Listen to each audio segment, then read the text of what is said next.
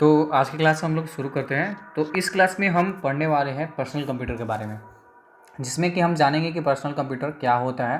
ठीक है, उसके साथ हम इसके फैक्ट्स जान लेंगे, कुछ सिस्टम यूनिट क्या होती है, उसके कितने पार्ट होते हैं, मदरबोर्ड, सीपीयू, रैम रोम और बाकी और भी कुछ कुछ चीज़ें हैं, पीएसयू, यूपीएस, ये सारी चीज़ें हम इस वीडियो में जानेंगे और लास्ट में इससे रिलेटेड जो एमसीक्यूज़ होंगे उनको हम कर लेंगे। ठीक है, तो क्लास शुरू करते हैं। तो क्लास नंबर हमारा आज 3 रहने वाला है। इससे पहले हमने 2 क्लासेस कर ली हैं, जिनमें कि हमने पहली क्लास में इंट्रोडक्शन ऑफ कंप्यूटर पढ़ा, दूसरी क्लास में हमने इंटरनेट के बारे में जाना। ठीक है, तो ऐसे ही करके हम आगे बढ़ते चले जाएंगे। तो आज की जो क्लास होगी वह आपके नेक्स्ट क्लास से थोड़ी सी रिलेटेड होगी, इसमें कि हम मेमोरी के बारे में पढ़ने वाले हैं। ठीक है, और मैं बता दूं कि आप हमारे ऐप के थ्रू इस कोर्स को परचेज कर सकते हैं, और साथ ही मैं बता दूं कि प्रत्येक संडे को पेपर 3 के लिए आपको मॉक टेस्ट प्रोवाइड की जाती है, तो आप उसे अटेम्प्ट कर सकते हैं स्टडी फॉर गोल्स ऐप पर। और जैसा कि मैंने बताया कि इस कोर्स को आप हमारे ऐप के थ्रू परचेज कर सकते हैं। यह आपका यहाँ पर प्राइस दिया गया है, तो इस प्राइस में आप परचेज कर सकते हैं, जिसमें कि आपको complete video lecture, topic wise sectional test और प्रीवियस ईयर क्वेश्चन और 20 क्वेश्चन की 50 सेट आपको प्रोवाइड किए जा रहे हैं कंप्यूटर के। ठीक है, तो इस तरह से आप यहाँ से कोर्स को परचेज कर सकते हैं और अपने एग्ज़ाम में बेहतर वहाँ पे परफॉर्म कर सकते हैं।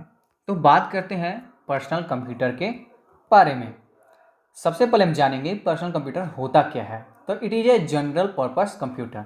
यह एक सामान्य उद्देश्य मतलब सामान्य चीज़ों के लिए उपयोग किए जाने वाला कंप्यूटर होता है, जिसमें कि आपका डेस्कटॉप, लैपटॉप, टैबलेट और पाम टॉप ये सारी चीज़ें आ जाएंगी। एग्जाम्पल में देख सकते हैं, स्मार्टफोन हो जाएगा, टैबलेट, लैपटॉप, डेस्कटॉप कंप्यूटर और ऑल इन वन कंप्यूटर भी इसमें आ जाएगा।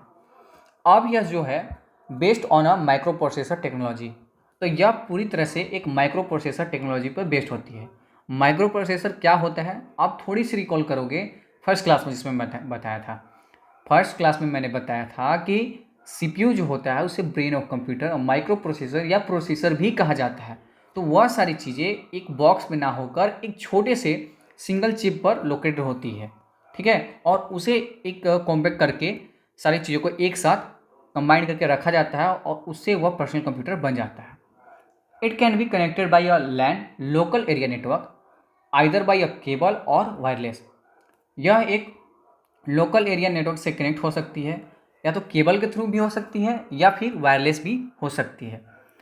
अब हम जो लोकल एरिया नेटवर्क है यहाँ पे बस जान लेते हैं इसके फुल फॉर्म के बारे में।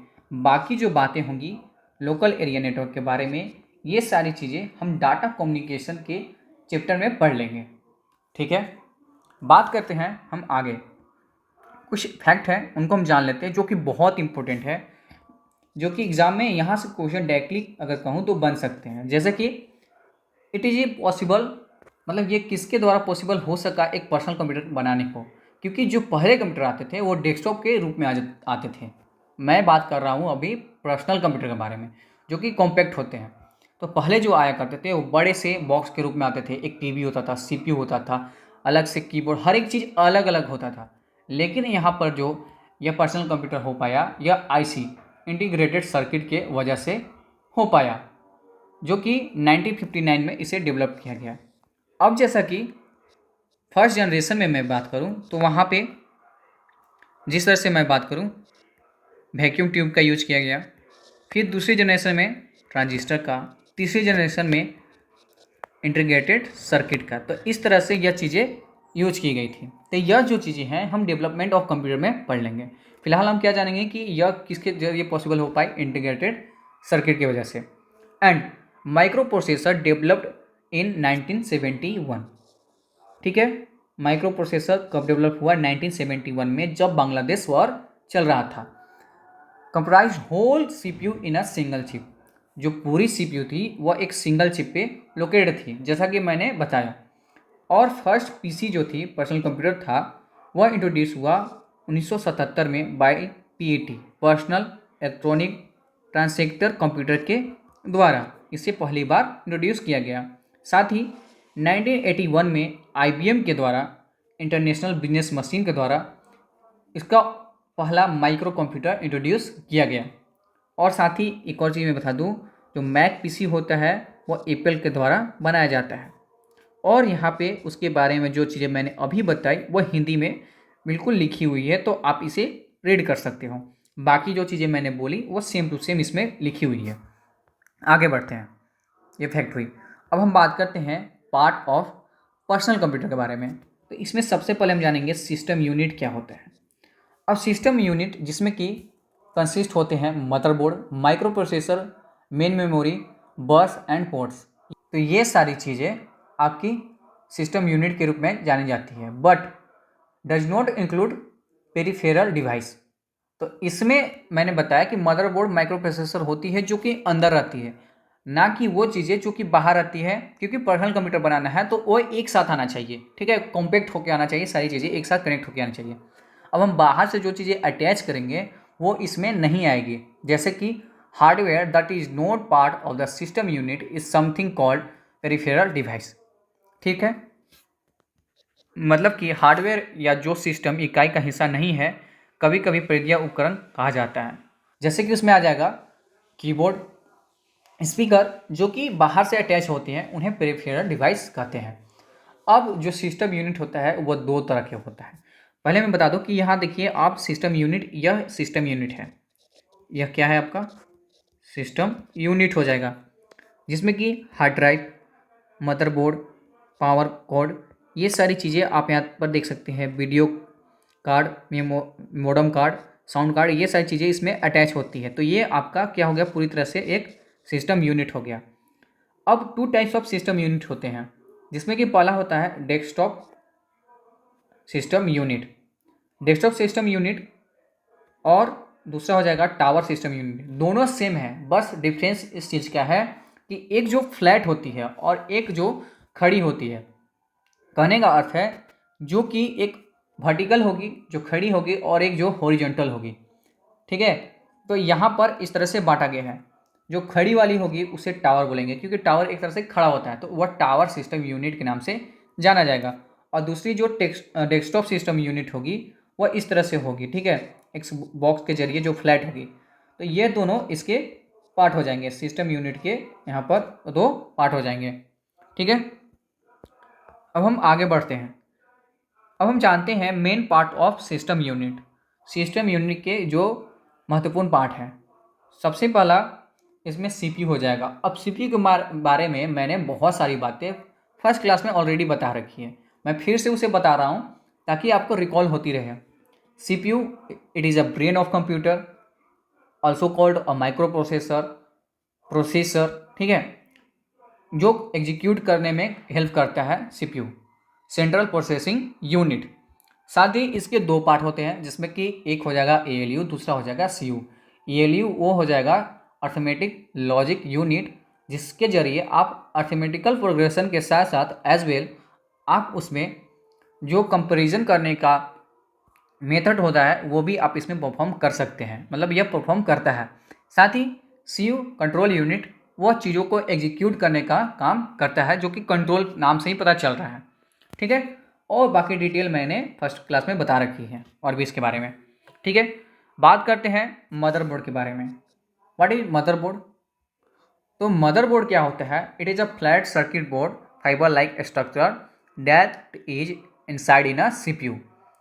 ठीक है, तो यह सीपीयू के अंदर होता है। मदरबोर्ड कहाँ होता है? सीपीयू के अंदर। यहाँ देख सकते हैं आप, यह मदरबोर्ड है जो कि सीपीयू के अंदर होता है, जिसमें कि आप रैम स्लॉट लगा सकते हैं, सीपीयू सॉकेट होता है, मतलब इसमें हम जो भी चीज़ें इंक्लूड करना चाहते हैं या कनेक्ट करना चाहते हैं उसके लिए यहाँ पर स्लॉट दिए जाते हैं। This fibre like structure of metal और इलेक्ट्रॉनिक पाथ कॉल्ड बस। ठीक है, ये जो fibre like structure of metal of electronic path होते हैं, ये सारी चीज़ें जो दिख रही हैं यहाँ पर, वो बस कही जाती हैं। और मैंने एक बताई थी हब, इंटरनेट क्लास में। इंटरनेट क्लास में मैंने क्या बताई थी? हब के बारे में। हब क्या होता है? वो सारे कंप्यूटर जो कि इंटरनेट से कनेक्टेड होते हैं। हमारा एक एक कंप्यूटर वो हमारा क्या हो जाएगा? हब हो जाएगा। और बस क्या हो जाएगा? इलेक्ट्रॉनिक पाथ हो जाएगा। Main circuit board of a computer on which the processor, video card, sound card etc plugged into the various slot और कनेक्टर्स। जो कि चीज़ें मैंने बताई कि इसमें सारी चीज़ें आप कनेक्ट कर सकते हो। यह मदरबोर्ड होता है जो कि सबसे इम्पोर्टेंट पार्ट होता है सीपीयू का। और कहाँ पे होता है? तो सीपीयू के अंदर होता है। ये बात समझ में आ गई होगी मुझे लगता है। तो क्वेश्चन इसी तरह से आपसे बनेगा कि मदरबोर्ड कहाँ होता है, सीपीयू के अंदर होता है, या कैसा स्ट्रक्चर होता है, फाइबर लाइक स्ट्रक्चर होता है। ठीक है, तो ये सारी चीज़ें आपसे पूछी जाएंगी। पढ़ाने के लिए बहुत कुछ है, लेकिन मैं वही चीज़ें आपको प्रोवाइड कर रहा हूँ जो कि आपके एग्ज़ाम से रिलेवेंट हैं।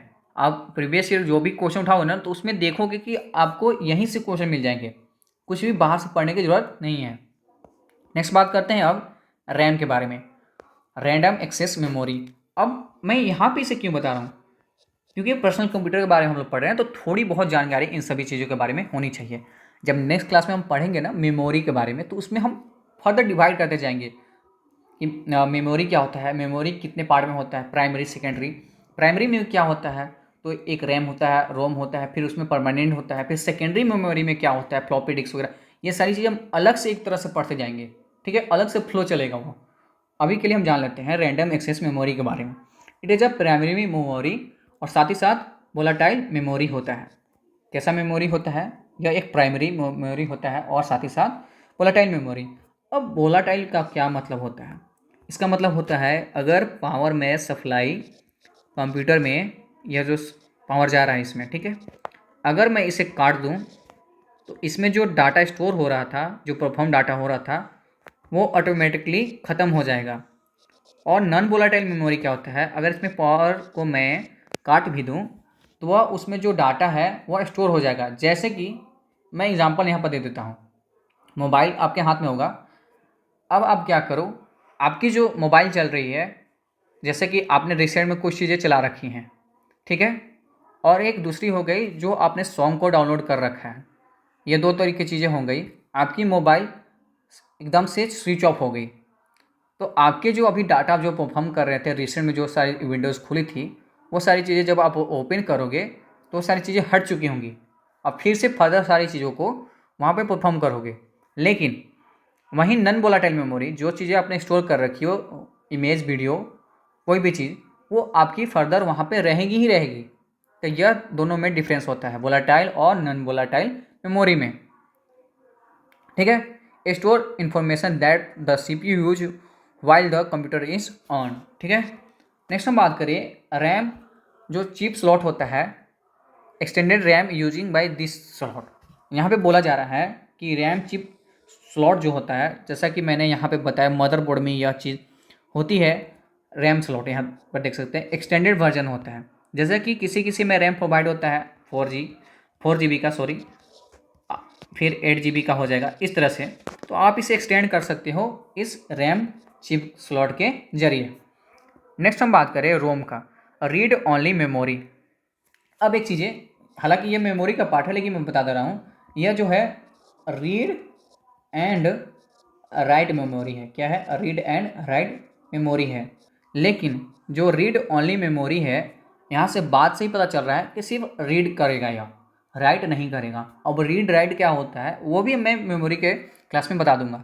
ठीक है, आप बस ये जान लो कि रोम क्या करता है, सिर्फ रीड करता है, और रैंडम एक्सेस मेमोरी क्या करता है, रीड और राइट दोनों करता है। बात करें, यह एक सिलिकॉन चिप का बना होता है। On motherboard which instructs are burn at the time of manufacture. यह मैन्युफैक्चर के टाइम पर ही बना होता है। ठीक है, जिस समय मोबाइल या लैपटॉप, जो भी चीज़ें पर्सनल कंप्यूटर जो बन रही होती है, उसी टाइम इसमें डाल दिया जाता है। इसे एक्सटेंड नहीं किया जा सकता। ठीक है, that store data permanently and non volatile memory के नाम से जाना जाएगा। ठीक है, नेक्स्ट बढ़े हम आगे, क्लियर हो चुकी होंगी। नेक्स्ट हमारा PSU, पावर सप्लाई यूनिट। ठीक है, आपको नोट्स बनाने की ज़रूरत नहीं है। आप, मैं जो चीज़ें यहाँ पर प्रोवाइड कर रहा हूँ ना, तो वहाँ से आप देख सकते हो। आप इसके PDF निकाल लो और डायरेक्ट वहाँ पे पढ़ते चले जाओ। ठीक है, बहुत ही बेस्ट तरीका है, नोट्स बनाने सब बच जाओगे, और यही चीज़ों को बार बार रिवाइज करते रहो तो आपके एग्ज़ाम में हेल्प करेंगी। और लास्ट में मैं आप लोगों के लिए एक चीज़ प्लान कर रहा हूँ कि मैं नवंबर की लास्ट तक एक पूरी की पूरी एक मैराथन क्लास लाने वाला हूँ। ठीक है, तो इसमें हम बात करते हैं PSU के बारे में। It is the component that supply power to the components in a computer. It convert AC from the main to DC power. यह क्या करता है, अल्टरनेट करंट को या डायरेक्ट करंट में कन्वर्ट करता है। ठीक है, ये हमारा देख सकते हैं PSU हो जाएगा। क्या हो जाएगा, पावर सप्लाई यूनिट। ठीक है, switch mode power supply 240 volt का हो जाएगा और यह जो आगे जाकर फर्दर DC में कन्वर्ट हो जाएगा। Most components require 5 volt. ज़्यादातर जितने भी कंप्यूटर में कंपोनेंट्स 5 वोल्ट रिक्वायर करेंगे, लेकिन floppy and hard disk require about 12 volts. ठीक है, तो इसमें आपसे क्वेश्चन पूछ सकता है कि बताइए कि जितने भी कंप्यूटर में कंपोनेंट्स होते हैं वो कितने वोल्ट्स यहाँ पर रिक्वायर करते हैं, तो 5 वोल्ट्स। और अगर वहाँ पे पर्टिकुलरली आपसे पूछेगा फ्लॉपी एंड हार्ड डिस्क के बारे में तो वह कितने, 12 वोल्ट्स। ठीक है, नेक्स्ट हम बात करें हार्ड डिस्क के बारे में। हार्ड डिस्क क्या होता है, तो यह एक सेकेंडरी मेमोरी के तौर पे जाना जाता है। It is a hardware device that it is the memory bank of computer. क्या होता है, यह मेमोरी बैंक ऑफ कंप्यूटर होता है। It is a permanently installed in the system unit. ठीक है, हालांकि इसे आप एक्सटेंड भी कर सकते हो। नेक्स्ट हम बात करें CD ड्राइव्स के बारे में, जिसे हम कॉम्पैक्ट डिस्क ड्राइव्स के नाम से भी जानते हैं। ऐसा कुछ दिखता है, हालांकि अब यह यूज नहीं होता है। ठीक है, it enable us to read and store the information. It is located on the front of the computer. It is use laser to read the data from a CD। तो इसमें आपको इम्पोर्टेंट क्या है कि इसमें क्या चीज़ का यूज किया जाता है, लेजर का, इस डाटा को रीड करने के लिए। यहाँ पे जो दिख रहा है ना, यह जो चलता है ना ऐसे, तो इस पर लेजर बीम आती है, यही चीज़ें हमें दिखाती है। अभी इसका यूज नहीं होता है, लेकिन पहले इसका यूज होता था। तो इसमें यह जो चीज़ें दिख रही है इस पर लेजर घूमती रहती थी और इससे हमारा जो डाटा उसमें स्टोर है वो रीड करके हमें दिखाता था। ठीक है, और लोकेटेड कहाँ होता था, तो ऐसा CPU है तो CPU में यहाँ पर लोकेटेड होता था। और अगर लैपटॉप है, अगर आपके पास पाम लैपटॉप है तो ऐसे जो यहाँ पर रहता था तो इसके यहाँ पर होता था। ठीक है, साइड में। नेक्स्ट हमारा हो जाएगा UPS, uninterruptible power supply unit. ठीक है, provide power supply to the computer system and save the data typically for 5 to 15 minutes. मतलब कि 5 से 15 मिनट के लिए यह डाटा को सेव करके रखती थी, मतलब कि कंप्यूटर को पावर सप्लाई प्रोवाइड करती थी। ठीक है, इससे ज़्यादा भी कर सकती है, हालांकि जैसा आपका एक तरह से ये बैटरी मान सकते हैं। ये क्या है, एक बैटरी के रूप में इसे हम जान सकते हैं। इसके अंदर आप जब खोलोगे तो बैटरी ही मिलता है। On the basic of auxiliary supply, मतलब कि जितनी उसमें ज़रूरत है उस हिसाब से यह जो पावर है सप्लाई करता था। It is also known as a battery backup, और इसे किस नाम से जाना जाता है, बैटरी बैकअप के नाम से जाना जाता है। ठीक है, अब हम बात कर लेते हैं आगे मोस्ट इम्पोर्टेंट फायरवॉल के बारे में।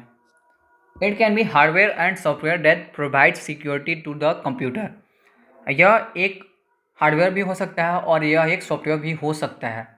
हार्डवेयर और सॉफ्टवेयर में आपको कोई यहाँ पर कन्फ्यूजन नहीं है। Software that is intangible in a nature और hardware that is tangible in a nature. Hardware जिसे हम फिजिकली रूप से टच कर सकते हैं, सॉफ्टवेयर जिसे हम फिजिकली रूप से टच नहीं कर सकते हैं। तो यह एक हार्डवेयर के रूप में भी हो सकती है और सॉफ्टवेयर के रूप में हो सकती है। और यह क्या करती है, सिक्योरिटी प्रोवाइड करती है हमारे कंप्यूटर को। जैसे कि यहाँ पे आप देख सकते हो यह एक फायरवॉल है। अब यह एक हार्डवेयर भी हो सकती है और यह सॉफ्टवेयर भी हो सकती है। सॉफ्टवेयर होगा तो इसके अंदर इंस्टॉल होगा। ठीक है, हार्डवेयर होगा तो इसमें लेयर के रूप में प्रोवाइड होगा। ठीक है, तो यह इंटरनेट से जो अनऑथेंटिक जो चीज़ें होती हैं वह इसके जरिए जाती है। तो यह क्या करता है कि उसे रिफाइन करता है। यह एक रिफाइनरी के तौर पे जान सकते हैं। जो ऑथेंटिक चीज़ें होगी उसे यह जान देगा, और जो उसे लगेगा कि यह ख़राब है, नहीं अच्छा नहीं है, तो उसे बोलेगा कि चलो तुम कोने में आओ, और उसको 1-2 थप्पड़ लगाएगा और वहाँ से भगा देगा। ठीक है, मतलब कि यह वही चीज़ें अंदर जाने देता है जो इसके काम के लायक होंगी। ठीक है, fire walls control and filters incoming network traffic to decide where it should be accept or restricted. Next हम बात करने वाले हैं एक्सपेंशन स्लॉट के बारे में। It is use to plug in a expansion card like the sound card, network card, video card, etc। मतलब कि इससे जान सकते हैं कि इसे हम कोई भी चीज़ अगर अलग से कनेक्ट करना चाहते हैं उसमें, तो उसके लिए एक्सपेंशन स्लॉट यूज किया जाता है। कई तरह के होते हैं, पैरेलल पोर्ट हो जाएगा, जिससे हम प्रिंटर के लिए ज़्यादातर यूज करते हैं। यह इंपॉर्टेंट है, इसे आप याद कर लीजिएगा, ठीक है। नेक्स्ट है USB यूनिवर्सल सीरियल बस, अब जो कि यह सारे कंप्यूटर में यूज किया जाता है। नेक्स्ट हमारा हो जाएगा SCSI small computer system, power socket, monitor port, network port, keyboard port, serial port, audio port, ये सारी चीज़ें हो जाएंगी। यहाँ पे आप देख सकते हो सीरियल पोर्ट हो जाएगी, PS पोर्ट हो जाएगी। सीरियल पोर्ट इस तरह से पैरेलल रूप में होती है, पैरेलल पोर्ट यहाँ पे देख सकते हो। और यहाँ पे आपका हो जाएगा गेम्स पोर्ट। फिर ये सारी चीज़ें HDMI हो जाएगी। और नेक्स्ट है आपका इसमें इम्पोर्टेंट हो जाएगा इथरनेट, तो अभी अलग से यूज होता है, चलिए ये भी आप याद कर लो, मॉडेम, ठीक है। एंड इसमें USB दिया हुआ कि नहीं, अच्छा आप यहाँ से याद कर लो कि USB इम्पोर्टेंट है क्योंकि ये अभी यूज होता है। हाँ आप यहाँ पे देख सकते हो USB, ठीक है, यह आपका हो जाएगा, ठीक है। नेक्स्ट हम बात कर लेते हैं इंटरनल स्पीकर के बारे में। ये कंप्यूटर मदरबोर्ड पर स्पीकर है, मतलब कि इसके अंदर रहता है और रिस्पॉन्सिबल फॉर द बीस नोटिफिकेशन एंड अदर साउंड्स, ठीक है। इन सभी चीज़ों के लिए यह जिम्मेवार होता है, ठीक है। नेक्स्ट है हमारा video card. It is function to generate an output image to the display. इसके जरिए हम जो डिस्प्ले पर चीज़ें देखते हैं, इसके जरिए हम देखते हैं। Also called the video adapter, graphics accelerator, display adapter and graphics adapter, ये सारी चीज़ों के नाम से हम इसे जानते हैं। इंपॉर्टेंट यही है कि इसके अदर नाम्स क्या हो जाएंगे वीडियो कार्ड के। तीसरा हमारा हो जाएगा sound card. It enable us to play or sound or music. अब दोनों में डिफरेंस क्या है इंटरनल स्पीकर में और साउंड कार्ड में? साउंड कार्ड हमारा क्या हो जाएगा, म्यूजिक सुनने के लिए यूज़ किया जाता है। इंटरनल स्पीकर क्या हो जाएगा, बीम्स नोटिफिकेशन, जो साउंड नोटिफिकेशन वगैरह के तौर पे जो छोटे छोटे चीज़ें आती है। जैसे कि मैं आपको एक अभी साउंड सुनाता हूँ, एक मिनट। लैपटॉप में मैंने अभी जैसे कि प्रेजेंटेशन को मैंने बैक किया तो इसमें नोटिफिकेशन आ रहा है कि इससे आप आगे नहीं जा सकते हो, तो यह आपका इंटरनल स्पीकर के जरिए आ रहा है। और जो साउंड कार्ड हो जाएगा वो म्यूजिक सुनने के तौर पे काम आएगा। अब आप ये मत बोलना कि म्यूजिक सुना कर दिखाओ, आप खुद सुन लेना, ठीक है। हाँ ठीक है। It's convert the digital information into electrical signals. आपको ये भी याद रखना होगा कि यह क्या करता है, डिजिटल इंफॉर्मेशन को इलेक्ट्रिकल सिग्नल में कन्वर्ट करता है। तो ये सारी चीज़ें थी आपके पर्सनल कंप्यूटर से रिलेटेड। अब हम कर लेंगे कुछ यहाँ पर MCQs, ठीक है। सबसे पहले हम बात कर लेते हैं, फर्स्ट ही बना लो आप, ठीक है। Users use often dash for access to main frame and super computer. क्या चीज़ें यूज करते हैं बताइए।